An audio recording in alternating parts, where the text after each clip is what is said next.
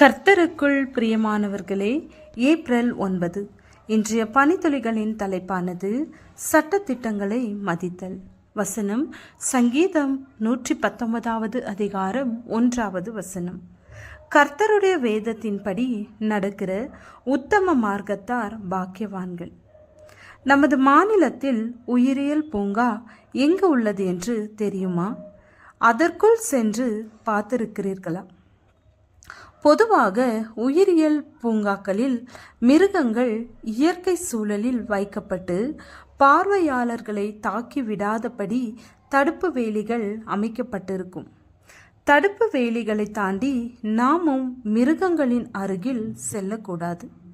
இதற்கான எச்சரிப்பு பலகைகள் ஆங்காங்கே வைக்கப்பட்டிருக்கும்.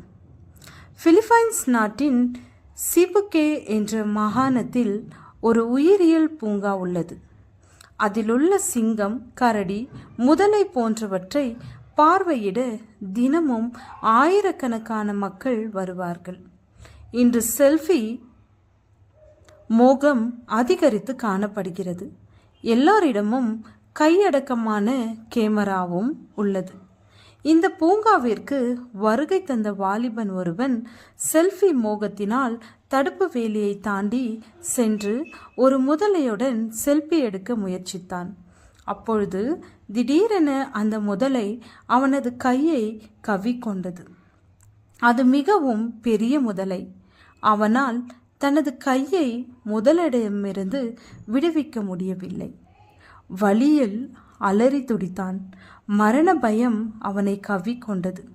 பின்னர் உயிரியல் பூங்கா காவலர்கள் சுமார் அரை மணி நேரம் போராடி அந்த வாலிபனை முதலையிடமிருந்து மீட்டு மருத்துவமனைக்கு அனுப்பி வைத்தார்கள். எந்த இடத்தை பார்வையிட சென்றாலும் அந்த இடத்திற்கென சில வரைமுறைகளும் சட்டத்திட்டங்களும் இருக்கும். அவற்றை பின்பற்றி நடந்து கொண்டால் தேவையில்லாத விபரீதங்களை தவிர்க்கலாம். சட்டத்திட்டங்களை மதித்து நடப்பதினால் நாம் அடிமைகள் என்று அர்த்தம் கிடையாது. சமாதானமாகவும் நிம்மதியாகவும் சந்தோஷமாகவும் வாழ்வதற்கே சமுதாயத்திலும் நாட்டிலும் சட்டத்திட்டங்கள் உள்ளன. அதுபோல கிறிஸ்தவ வாழ்க்கையிலும் நமது சந்தோஷத்தின் பொருட்டு தேவன் நாம் பின்பற்ற வேண்டிய சில சட்டத்திட்டங்களை வேதாகமத்தில் கொடுத்துள்ளார். தேவனுடைய வேதம் அல்லது வேத பிரமாணம் அனைத்தும் நமக்கு வேலியாக இருக்கிறது.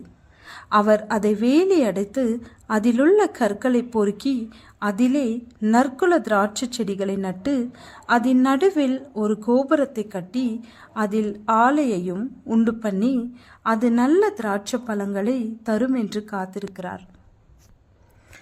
நாம் சட்டத்திட்டங்களுக்கு உட்பட்டு வாழ்கிறோமா? அதை சரியாக கடைபிடித்து மதித்து நடக்கிறோமா? யோசித்து நடைமுறைப்படுத்துங்கள். ஜெபம். பிதாவே, உம்முடைய வசனம் என்னும் வேலியால் எங்களை அனுதினமும் காத்தருளும். ஆமென்.